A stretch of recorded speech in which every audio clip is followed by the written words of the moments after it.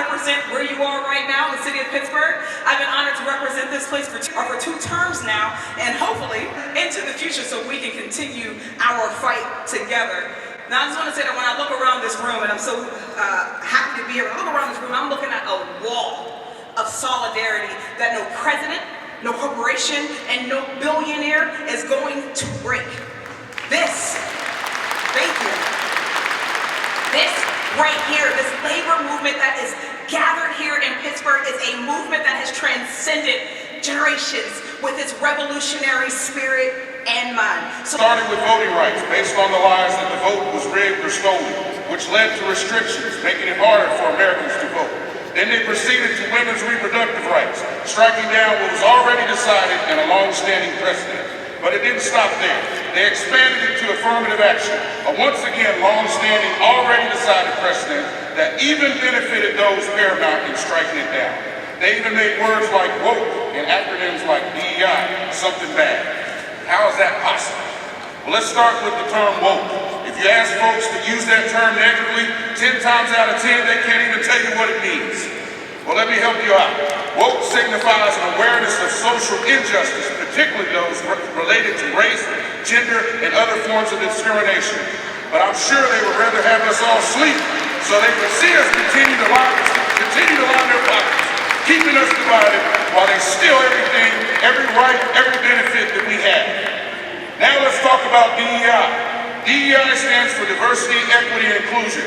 So let's start off by thinking, what's the opposite of those things? The opposite of diversity is uniformity. The opposite of inequity is inequity. And the opposite of inclusion is exclusion. I don't think any of us in here believe this understand is that they're worried about fairness.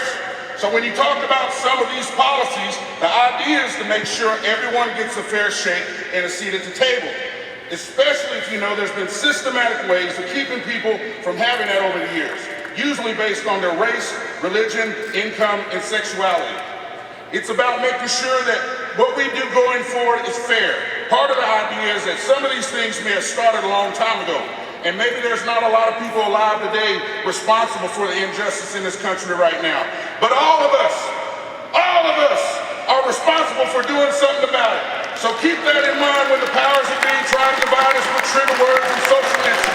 That's all meant to keep us fighting while they steal everything from us, making it harder for minorities, immigrants, the poor, and working people.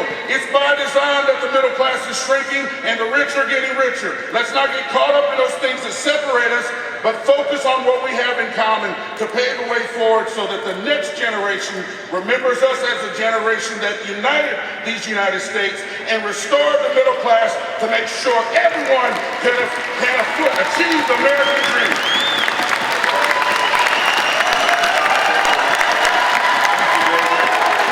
No one should be forced to choose between their paychecks and their loved ones.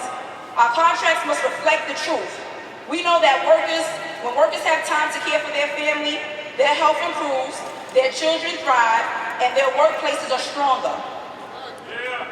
These resolutions aren't just words on paper. They are a roadmap for the kinds of union and the kinds of world we are building together. So I say this, let's not only support these resolutions, let's live them. Let's organize around them. Let's negotiate for them. And let's fight for them in every workplace, in every bargaining session, in every community we serve. An injury to one is an injury to all. And that includes gender-based discrimination, pay gaps, transphobia, racism, and economic injustice. Let's keep fighting the good fight together.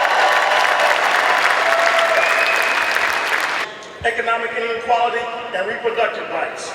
Despite decades of progress, women still earn significantly less than men of the same work. This isn't just a statistic, it's a reality that affects families, futures, and the fabric of the economy. Women, especially of color, are disproportionately impacted by wage gaps that limit their ability to build wealth, invest in education, and secure financial independence. Equal pay isn't a privilege, it's a right. And as long as past times we've made it a reality. The overturning of Roe versus Wade. I can't believe that a man should have the ability to make a decision for a woman. Gloria Middleton, President and Diversity Member at Large. I'm from CWA Local 1180. CWA, we are in trouble. CWA, our democracy is in trouble. What this current administration is doing to workers and families all across America, the policies of the diminishing of our rights has got to stop.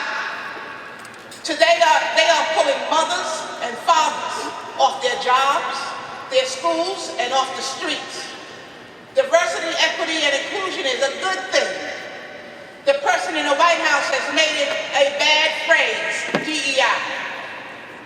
My local experienced 200 of our members from the Trevor Project, which are workers of the LGBTQ+ community. They are the suicide hotline.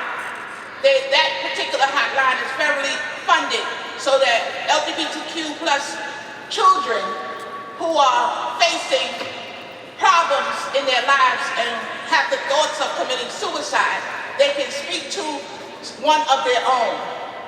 200 of those workers, that whole call center has died. So they want our children to die. We have to fight back. We cannot let this continue. We support the work of the CRE.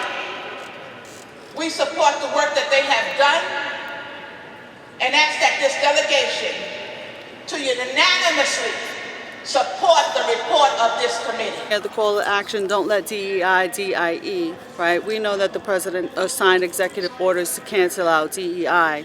This is our action here that was started by the Women's Committee in order to get petitions so that we can bring it to the national and have DEI language put into our contracts rather than have DEI rest on the companies, so that we can make sure that regardless of what happens, we'll always have DEI in our language, and DEI doesn't have to be funded by big government fund to protect the members. Errol Minor. What are some of the issues that you feel are important and have to be addressed? Well, some of the issues that have to be addressed are actually going on right now with various things where we are being laid off with the AT&T employees, and they're going around major civil rights and equity cities and targeting marginalized communities.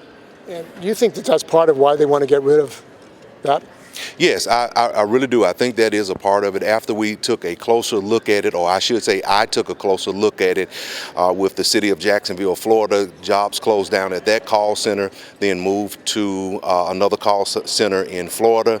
Then it hit Birmingham, Alabama, which unfortunately I was a part of. And as soon as 14 of our members from CWA Local 3902 in Birmingham, Alabama moved to Huntsville, Alabama, then that center closes almost right before everyone got settled in Huntsville, Alabama. Is this systemic racism? Yes, I believe it is systemic racism that is being proliferated down from government, and it is affecting BIPOC communities, marginalized communities that has built the middle class for everyone. And unfortunately, our brothers and sisters are considered as collateral damage and casualties of war, which is so unfortunate.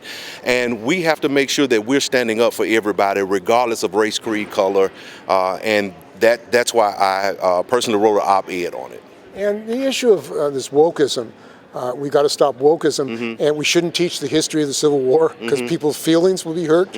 What's that all about? Who cares about people's feelings being hurt, just to be honest, because things have happened all over this country. But what happens is the government is trying to silence and erase the history of individuals and of cultures. If you take a look at our history, at the United States history, they've always tried to silence those individuals who have built the country. And this country has been built not just by one particular group, but by various cultures. So when you start talking about woke, yes, we need to know what has transpired. And the issue of what can unions do about it, because it seems like this government, the fascist government, is saying to states, counties, public governments, you have to get rid of DEI or we're going to cut your money off. It seems like they're going to use the state power to do this. That is a form of racism, systemic racism, that has always been a problem within our society, within our government, I should say, with individuals who will consistently and constantly holler about meritocracy. And that is nothing but the good old boy system. But when you start looking at individuals' qualifications, when you start looking at not the color of their skin, and that's what burns a lot of people when you always are talking about the person's color of their skin. That is a slap in the face for those of us who have matriculated through various colleges and have more degrees than those good old boys or those individuals that are saying that there should be merit.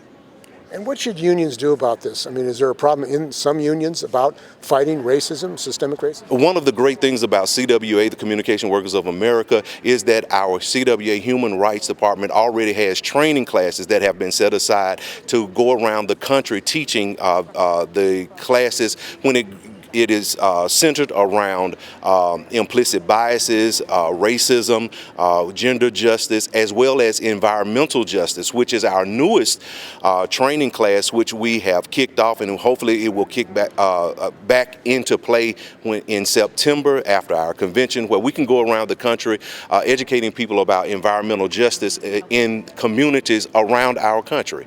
Well, in San Francisco, you have Hunters Point, Shipyard, and Treasure Island, black communities, which was a radiological testing ground. Many of the people in the community have cancer. They refuse to get health care to these people. They're fighting even to get testing done of their bodies, you know, and they have nuclear radioactive material in their body. So it sounds like this is a problem all over the country. It is a problem all over the country. That's in District 6, if I'm not mistaken, right down in District 3, between Baton Rouge, Louisiana, and New Orleans. That area is called Cancer Alley. So those are the things that we talk about in our environmental justice class. So I just want to do a shameless plug right here that if there's anyone that is listening and you are a part of CWA, you are part of our constituency groups, please reach out to the CWA Human Rights Department, and we will be more than happy to come to your district and teach the environmental justice class, the gender justice class, or even the implicit bias class. And there's another struggle going on in the South in Texas, these other states, Florida, trying to redistrict and remove people. What are they trying to do? Well, that's called gerrymandering. That is a part of our implicit bias class as well, because these things have to be talked about. And then you'll have people say, well, this person does it, this group does it, this organization does it. Well, let's make it solid where we don't have to do it. And if you're really talking about doing something on merit, let's really look at it. And look at it hard, so we don't have to keep going back through this, because we're always going back over history, and that is because we are there are certain people trying to erase history. Freedom is a consistent and constant fight for a right. We will always have to fight for that, and this generation is now, and we have to make sure that we're standing up, all of us coming together, being inclusive, no matter who you are. If you are a human, you need to be out fighting for everybody's rights. It's human rights. And the attack, I was involved in ethnic studies at San Francisco State, which was set up. It seems like they want to shut down all these programs around the country. They don't want these programs and this history. Is this part of what's going on as far as shutting down the real history of the United States? Yes, this is the part of shutting down the real history of the United States. And again, if you go back several centuries, or if you go back a few years, I should say, or even centuries, you'll see that when individuals, immigrants, migrants came over to here, they built railroads, even if you talk about the Delano strike, and the Latinas, the Mexicans, they were all out, and Filipinos were all out in the Delano grape fields, and nobody wanted to help them out after so long. So this is why we have to get out here, and we have to make sure the stories, the lives of our culture is really talked about, so we don't do the same thing that we have done in the past. And right now, I know that we're going through the immigration situation. We have individuals that are being placed in detention centers as well. And that's just not right. And yes, sir, that is our members are being affected by this. And so we must fight back right now. We must stand up and make a difference all across the country, because when we fight, we know we win.